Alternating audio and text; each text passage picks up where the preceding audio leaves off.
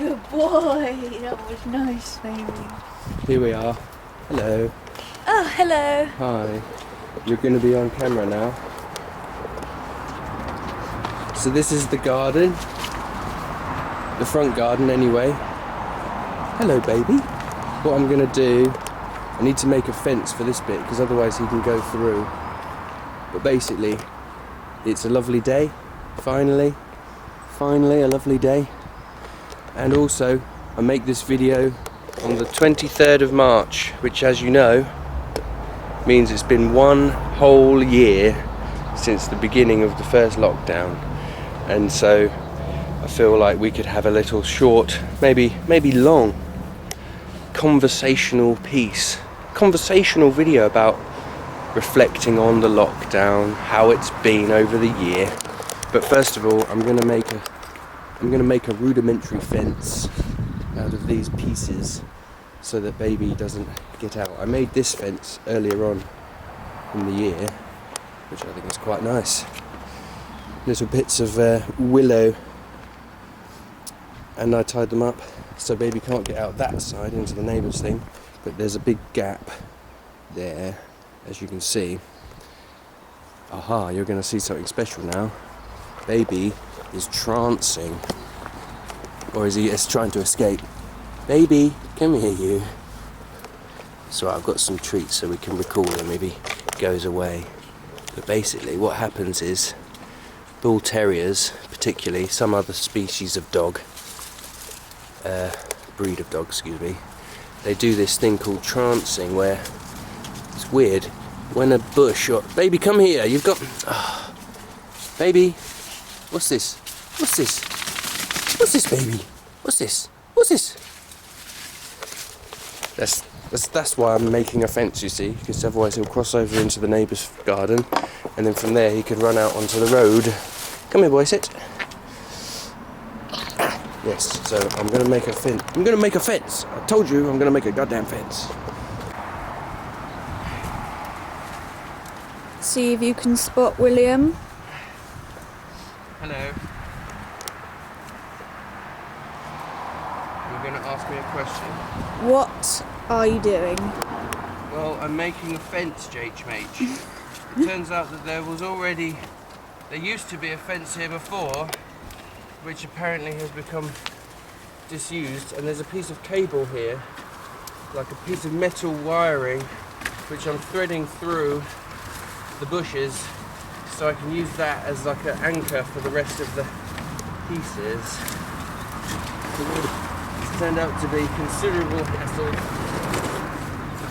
and I'm right stuck in the middle of this bush.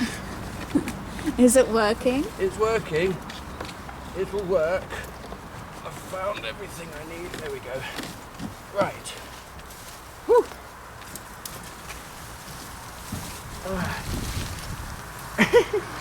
Whoa.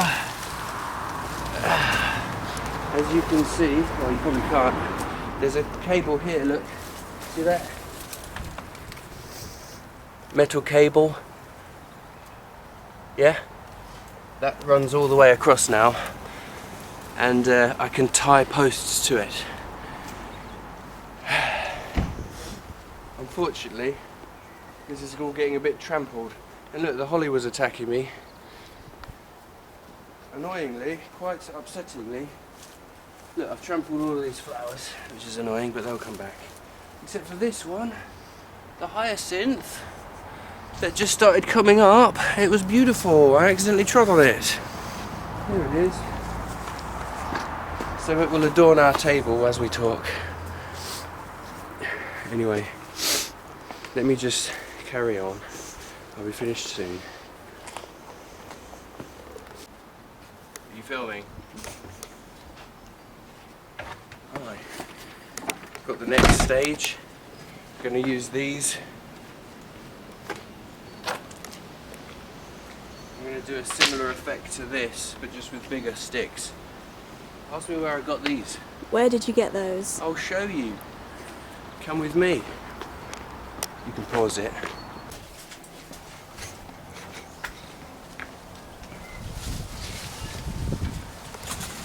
Watch out for poo. follow me closely.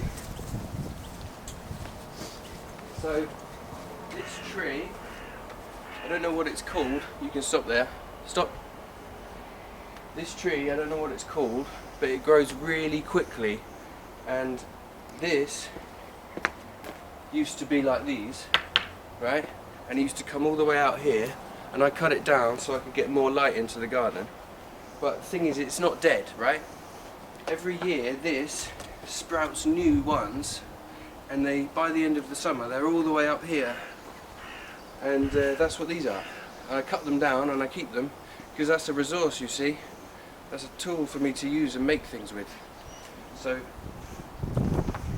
like, if I cut this here, this would all go, right? But then in the summer, that would burst with new leaves, and then long shoots would come out like this. And then at the end of the summer, I cut them all down, and then I have a whole new load of these. And I knew that I would want them eventually, so I kept them.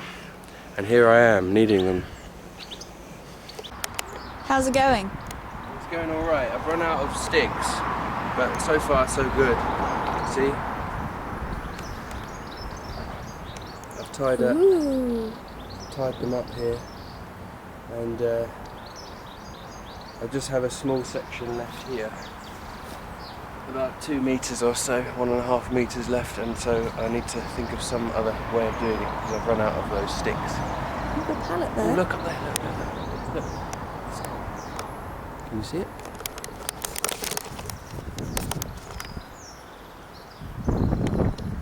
Where's it gone? There.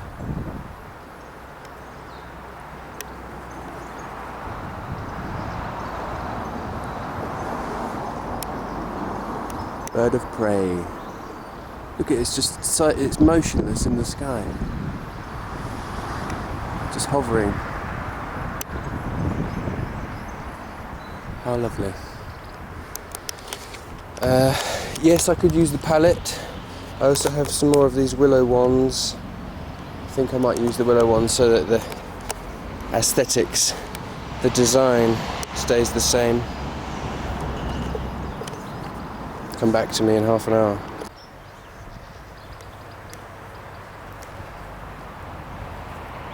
What is your process? My process? Are you recording? Yes. My process is basically simple knots across all of these.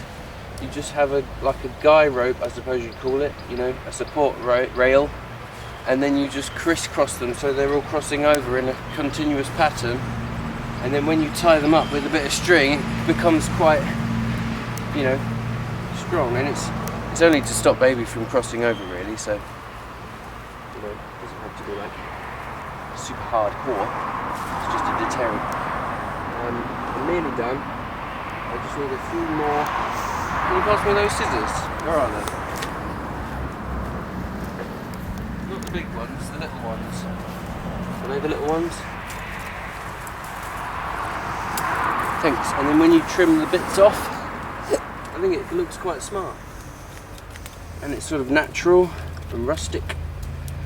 And, you know, wildlife and nature can get through it, but the baby boy cannot. Ow, I keep getting a cramp in my leg because I'm squatted down.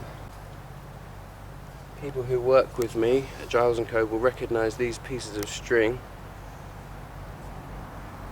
I've become, over the years, quite obsessed with keeping them because all of our products come with these goddamn swing tags on them, and they are god-forsaken as well. They're infernal, and I've collected them up and I have bags and bags and bags of small pieces of string because I'm determined to make a good use out of them, and I have. They make excellent ties in the garden. I'm a bit obsessed with recycling, you see. Nearly finished. It's a ladybird.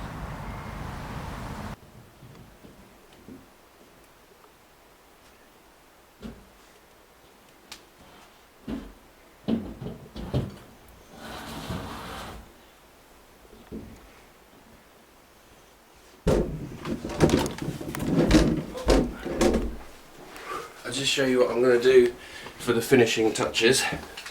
Just had a nice idea.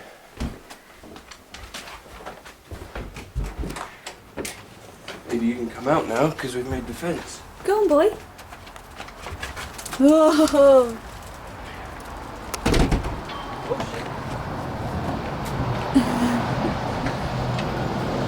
The gate was open. Look, Ooh. I've got some old tree stumps, and in here I've got some old bits of wood which I've been saving. I was planning on burning them, but I thought this would be a nice idea.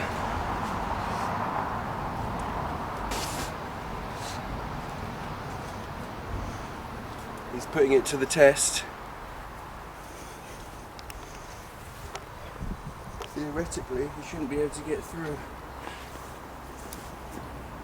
Yeah, looks like it's good. And he's got a little area where he can sniff around. Anyway.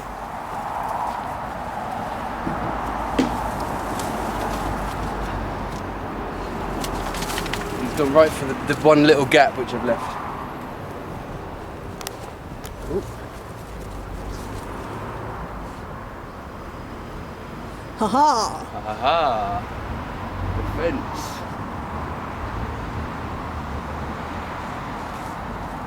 He's a good boy. Do you like it out here, baby? You don't come out here very often, do you?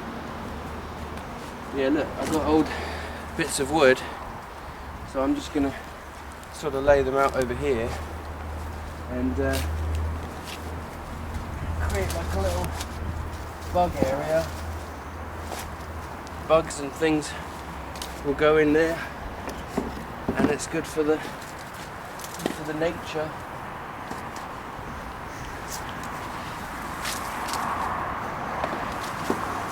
No, baby, come here.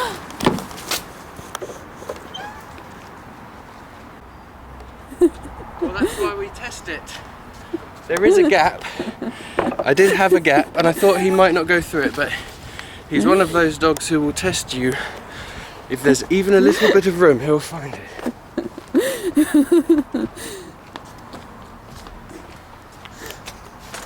Oh, baby.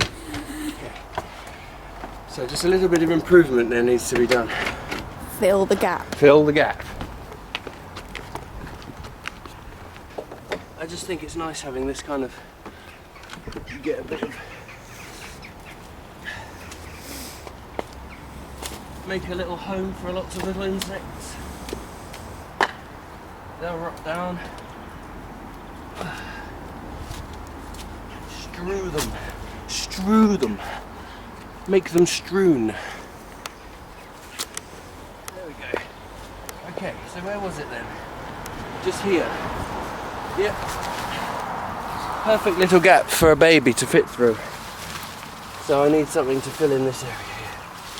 Alright, fine. I've got the solution.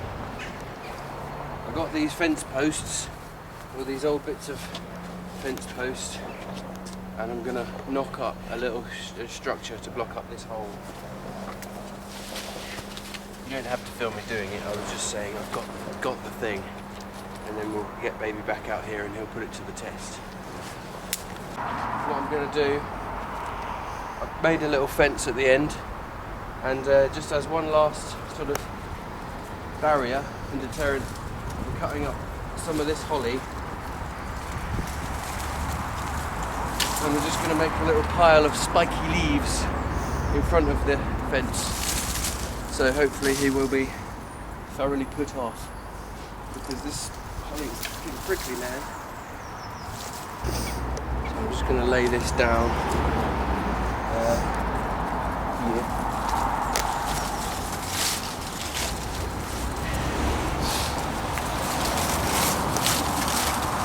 Just to create one final little barrel.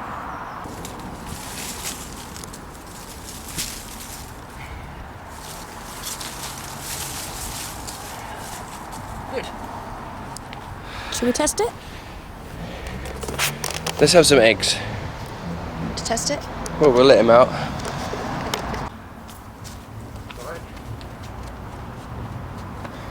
Are you filming?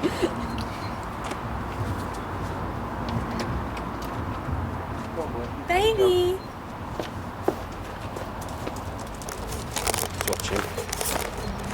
comes the inspector.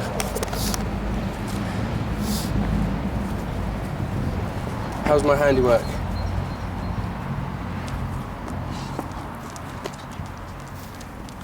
Pretty good. He doesn't even care. He's going back inside. Oh no, here we go.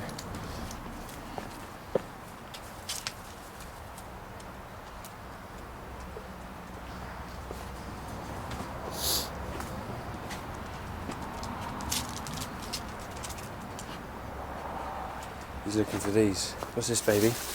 What's this? Sit. Nicely. No. Nicely. Nicely. Good boy. Good boy.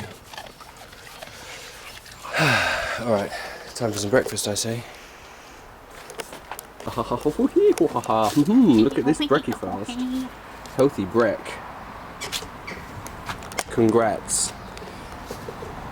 We got ourselves some scrambled egg with spinach and tomatoes and onions, and we're going to hold them in this lovely romaine lettuce with a little drizzle of olive oil. It's going to be yummy. Oh, the sun's out. The sun has come out. Let's try this then, this concept. Let's try a little bit of the eggs.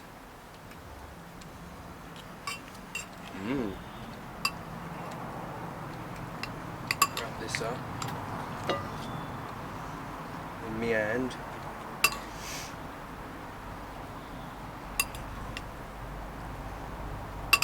Get a bit of this.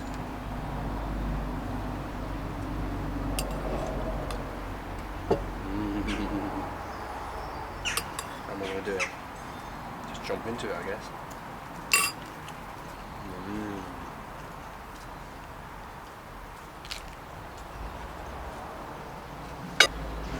How are you going to do it? Like a wrap. From the end. Oh. Nice. I'm going to try that next time.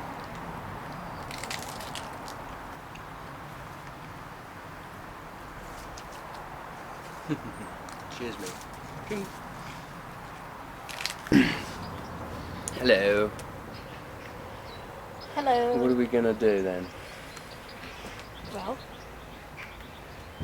We wanted to have a conversational sort of catch up and a review of the year that was, the lockdown year.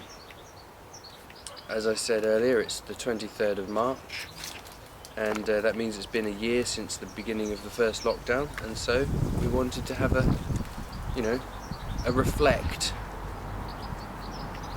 What do you want to say?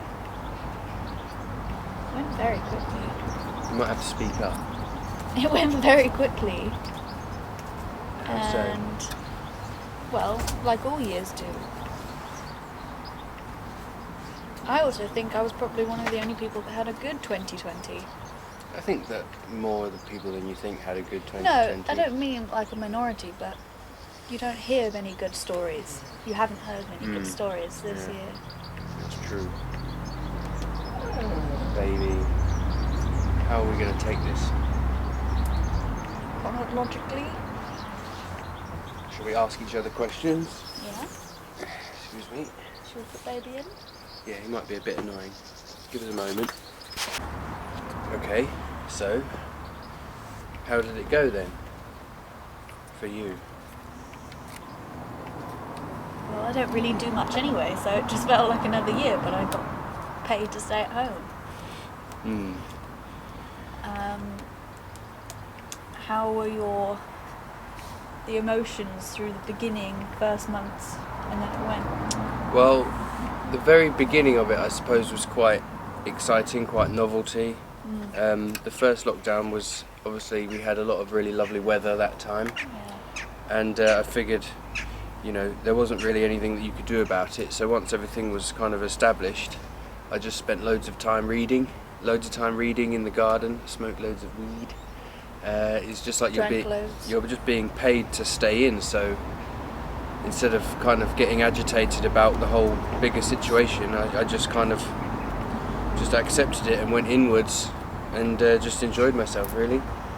And we live in an area that hasn't had many cases. Yeah, Cambridgeshire deaths. has actually had one of the lowest rates of it, so We don't know anyone that has it. yeah, Had it. we've been very really, lucky, really. Or passed away. And so it was just a time to sort of just to calm down, reflect, cool off. It was lovely, actually. It's like experiencing an alternate society Yeah, where the streets were quiet. yeah. I felt like at the beginning of it, it was like careful what you wish for, because I kind of got everything that I'd always wanted, which was where you had to not go to work. Suddenly tourism was going to end and you were being paid to stay at home. I had all this time to do reading and writing and just work in the garden and things like that. And yeah, it was a treat. I wrote a screenplay, which hopefully we'll make this year, or in due course as time allows. The postman's coming past. We'll see what happens. And then the summer was quite nice as well. It's just it was as the year drew on. Yeah. Towards October and November, everything started to get a little bit worrying and troublesome. And I think the period between the first lockdown and the second lockdown, when we were back at work, it was very nice because we went to St Ives a lot and we did a lot of things all in like one period. It was very nice. Hanging out with friends and stuff like that. This was before they started to restrict everybody's movements and hanging out in groups and things like that. Baby's bumping. Yeah, before they were dicks. What can we say, really? What can we say? What should we do about baby Just leave boy? him. Leave him. I just think we should go through it, month or period. Well, we sort of are, aren't we? Yeah. So where are we now then? First lockdown, end of first lockdown. No, where are we right now in real life? We are in the third Yes, lockdown coming towards the end, hopefully. in 2 weeks. And there's an awful lot of shite going on.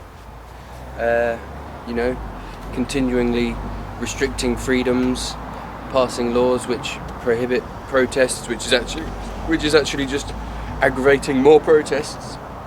And I've been doing a lot of reading and research into this government's sort of their track record and what they're doing and all the legislation that they're passing. I've been studying it quite closely and it's very interesting, and I have a lot to say on it, which I won't say in this video. Just watch all the other videos. And what have you been doing? You've been playing Animal Crossing a lot, haven't you? Yes. Last year I played Animal Crossing New Leaf on the DS, and then Christmas came and we got a Switch, and I've been playing New Horizons every day. And you like it? No, I haven't done my daily tasks today. Why not? You were sitting in there while I was making the fence. I know. You know how on the little bell bell point where you can get, if you go to it every day, it gives you more things. I missed today apparently. Nope. Rubbish. Must have been when we were at Bazes and Louise's. No, it was a few days ago. Oh. A friend of ours has recently got a little puppy who's absolutely sweet. He's adorable, and we're looking forward to seeing him again. Hi, Sandor. Tomorrow we're going to go foraging with another friend of ours who's been studying, local knowledge, how to identify different things in nature. So they go out and pick things which you can eat at the end of the day. Mushrooms, herbs, vegetables, nettles, roots, truffles, that sort of thing. So we're going to go and meet up with them tomorrow and, learn a thing or two. I've started brewing beer, which has been a long ambition of mine.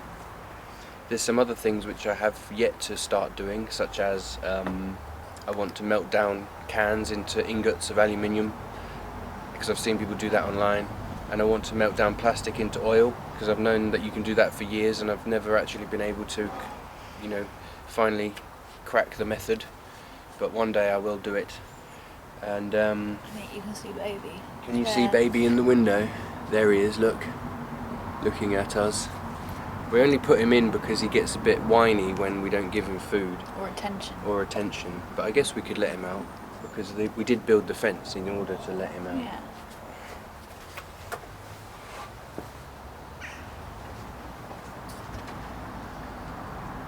It'll be good, baby.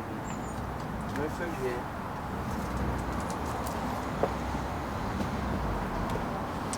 So, here we are, living the dream, as it were.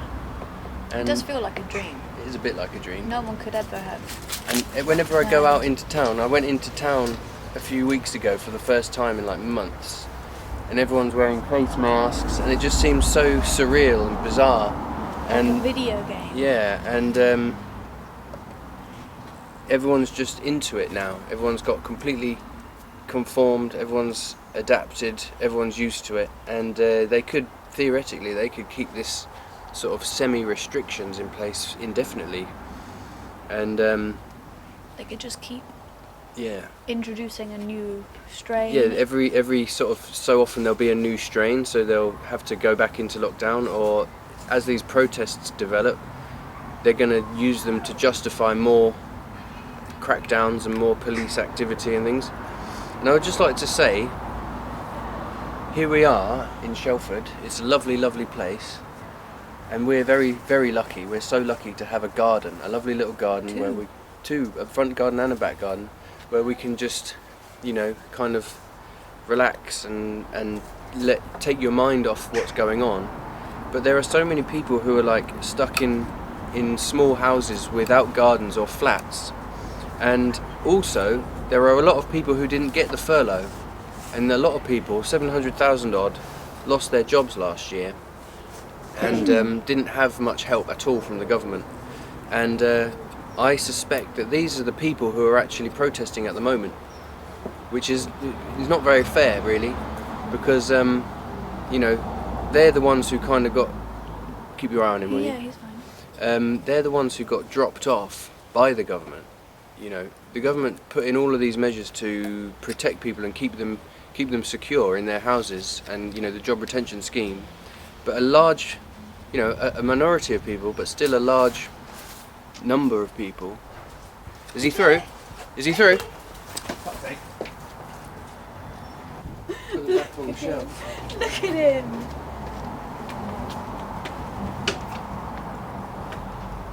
So he found a weak spot and he pushed through it.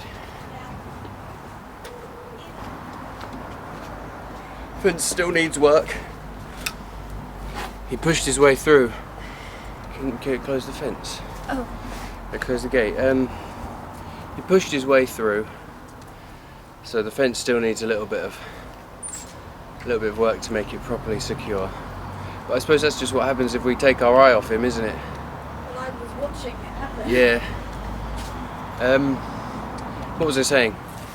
Yeah, there's so many people who haven't been helped, and they are stuck in a situation that they did nothing to create, and they're essentially victims of this pandemic, not from the virus itself, but just from the fallout of the economic catastrophe that took place. The government did a lot to protect a lot of people, such as us, many people that we know, but then, as we understand, there are loads of people who were not helped at all, and they're the ones who are protesting this, and people who sympathise with them, and I sympathise with them a lot. But just because I'm not out there on the streets with them protesting doesn't mean that I don't agree with them. And the way that the government and the police are kind of dealing with these people is very, it's just conflict, and it's like enmity, and it's like they're enemies with each other, and that's not right. They've created a whole subsection of society who are being turned into criminals as we speak. And it's really upsetting me, and I'm finding it very, very disgusting, actually. And and I suppose this is part of what I want to address in this channel, which I've made, as you could tell, and only because it's such a live story. It's happening right now. Every day throughout the last year there have been protests going on every day and night, and because of that I suspect that this is the reason why they're passing these laws, is so that they can actually apprehend these people and deal with them effectively, or in their way effectively. They want to actually grab them and arrest them, because so far they haven't been able to do that because of like human rights and democracy and things like that, and so they're dismantling the democracy. It's a playbook, it's a normal tactic from like dictators' point of view. When there's a large protest that goes on that they can't deal with, they then pass laws and then they can deal with it. And like I said, it's wrong. It's really upsetting, and it's a shame. It makes me feel shame when I see the videos of these protests going on, because part of me wants to be there. I saw a video today, I don't know when it was, but it was a policeman coming to someone's house and arresting them with a sheet of paper saying, "These are the reasons I'm arresting you." And she said, I can't remember her exact words, but she said one of them was causing nuisance. And so they're going to people's houses. "We found you here." Who was she? It was a policewoman. No, who was the woman? Oh, I don't know. I think it was a guy. Oh. Correct. She was arresting a guy. Yeah, so it's like, it's genuinely, it's police state activity which is taking place here, and everyone can see it, but you just can't do anything about it, and you can't stop it.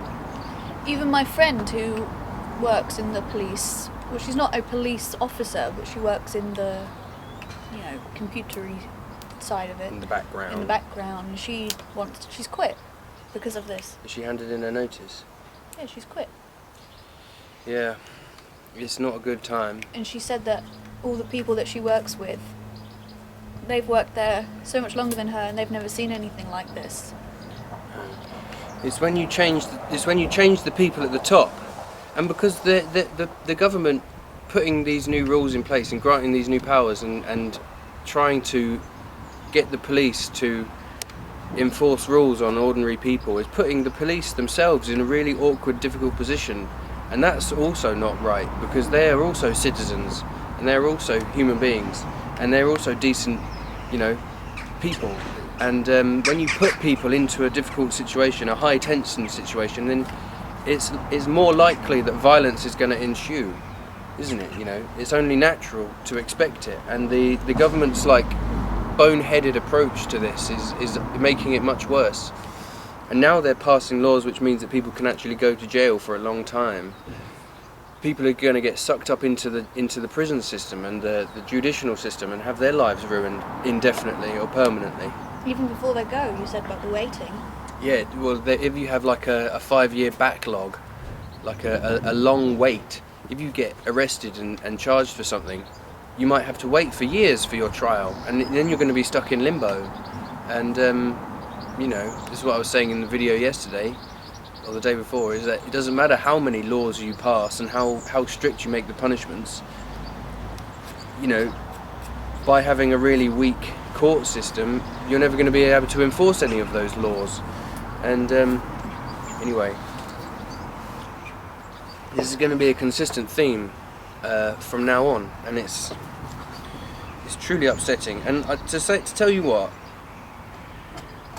I don't like saying "I told you so," but I was saying this about Boris Johnson and these Conservatives for ages before all of this. It's like you could see in their history and in their behaviour and in the way they carry out themselves, the kind of government that they were going to be. You could see that it was going to happen, and now it's happening.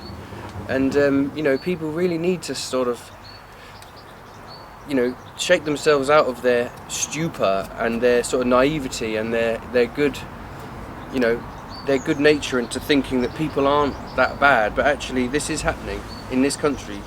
They have taken over and they're making a police state out of it, and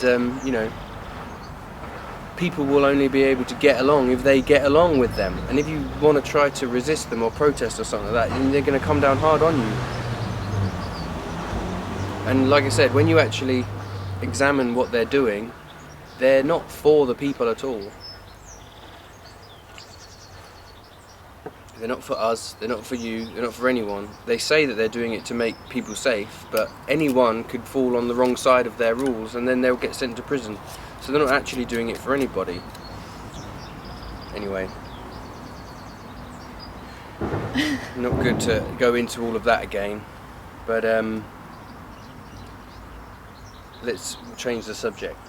We turned off the internet in August. Yeah, it was July, I think. It was just before you went to France. Uh-huh. That was August 4th? Yeah, that was August. 6 6 months without the internet was really nice. Yeah, we had 1 month when we were at home because of the second lockdown. That was in November. I'm getting splinters from this table. Oh. Yeah, the second month-long lockdown we had no internet, and that was actually a really nice experience, I thought. Gemma didn't like it so much. I didn't really mind. I think Fine, that, I yeah, but the thing is survived. that you found a way to get the internet back, and eventually there was nothing else that you wanted to think about, and you kept being like, what if we did this? How can we do this? Can I try and get a hotspot? Can I get a phone? Can I get this? And it's like, you clearly want the internet. I just don't like it because it's... I wanted it, but I was fine without it for 6 months. Yeah. I just don't like the way that you, not you, but yeah, you and everybody, myself included, can just get drawn into it. And It's addictive. it's a massive distraction away from your real world surroundings. And without having it, I had a real good sort of creative surge, and I did a lot of work in my house and in my garden and in the shed and things like that because I didn't have the distraction of the internet. And also I found I was far less prone to becoming depressed, because the internet does make you depressed, because all you do is you see things on there that make you, you know, either angry or upset or, you know, nostalgic for the past, or you miss your friends or something like that. And you end up, I think, waking up in the morning and then just going, and then you have a rubbish afternoon, and that happened to me a lot. Now we've got the internet back, and For a very shoddy deal, I might say. I've got a splinter. A shoddy deal? Yes, you said.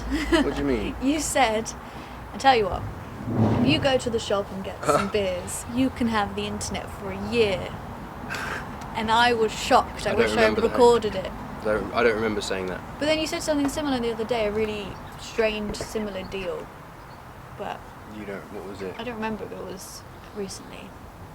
But anyway, I I was wasn't just gonna gonna. argue. I was just gonna say this. We've had the internet back, and it's a little bit more controlled, and you know, we can turn it on and off, and also I'm starting to, you know, kind of enjoy the benefits of it a bit more, because I'm actually using it in a productive, positive way. Look at baby. Like this. Look at baby. Yeah, and this website, this YouTube channel which I've created, is in a sense my way of, you know, dealing with the boredom and the isolation and the inactivity. And because instead of looking at the news and just thinking and wanting to do something about it, I've decided I'm actually going to start doing something, and by doing this it has given me something more positive and productive and creative to do with my energy, rather than just sitting around or, you know, thinking deeply about things. I'm actually trying to do something, you know, a bit more, like I say, productive. I'm putting out things now as my response to all of this stuff, because the world has undoubtedly changed forever. We're not going to go back to the way that it was before, certainly. And you know, I feel like not only do I have a right to get involved with things, I actually ought to get involved with things, because I know what I can do, you know. I know that how kind of, not to sound big-headed or anything, but sort of talented I am, and how I could make contributions. I think that the thing's running out. Yeah, it's got a flashing light. I could make contributions to this world that people will appreciate. That's what I'm trying to say. Do you want to round off with anything? You want me to charge it? We could just end it. There's no point in going on forever, is there? I like to try to keep it confined to some length of time. We've talked for 21 minutes. Yeah. What do you want to say? How are you going to round off the year that was, the lockdown year? Just interested to see how life will be after this, if there is an after this. Well, there is going to be an after this. It's not There won't be like the world's not going a to suddenly VE day implode. when it says coronavirus is over. Yeah. Woo. It's It's not. been fine. It's not the same as the war where you have a definite target and a an objective that you can complete and say, hooray, Hitler's been killed or whatever. We'll never destroy We've the eliminated the virus. We'll never eliminate the virus. Everyone's been vaccinated. It will never happen. And so it's just going to sort of lag on now. And I suppose that's partly I want to start being more outspoken, more more coherent and articulate in my arguments about what's happening and what I think is happening, because there has been a distinct lack of truth and information in the news and from the government. It's been totally vexing and frustrating. Just wanted to say, we said earlier how lucky we are, but we are also lucky that we have each other, because there are some people who are alone. Yeah. And it must have been horrible. Even though I thought you would be good on your own, because you're like that. I would have gone totally mad by now. Yeah. Like, not having anything to take me away from myself would have made me go, like, Super Saiyan Will, you know what I mean? I would have gone totally frizzy-eyed, like crazy-eyed, crazy-haired. I would have written 10 books. I would have gone all over the place. I would have started sending, dog shit in the post. I would have gone out in the night time and cut down speed cameras with a hacksaw. You know what I mean? I think I would have gone totally mad. Well, maybe for the next one I won't join you. Yeah. I'll see how it goes. Just having somebody to balance against has been very useful, I think. So for that reason, you can stay. I'll allow you to stay. It's been a year. Yeah, it's a whole year living together. I never thought I would have survived.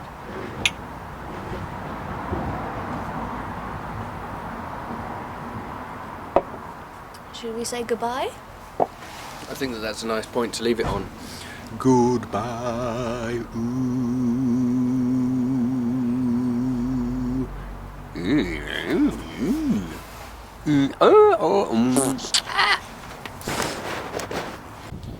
Something I've seen on the interweb is people planting these ends of lettuce, and I planted one the other day. It was literally like 3 days ago here, and look, it's already started to come up. And so I'm going to do some more. So look, I cut off the end.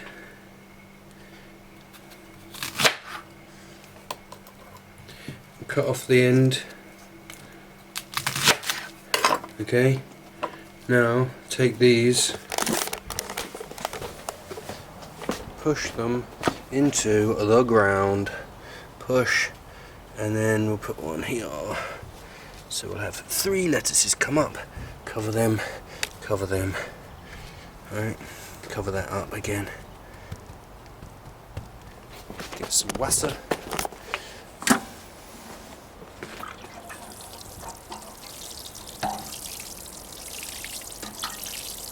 And we'll see how that goes.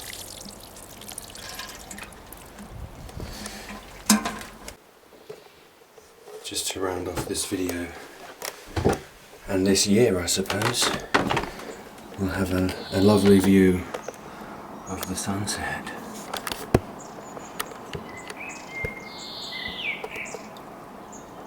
As the sun goes down on the 23rd of March, 1 year on from the last 23rd of March.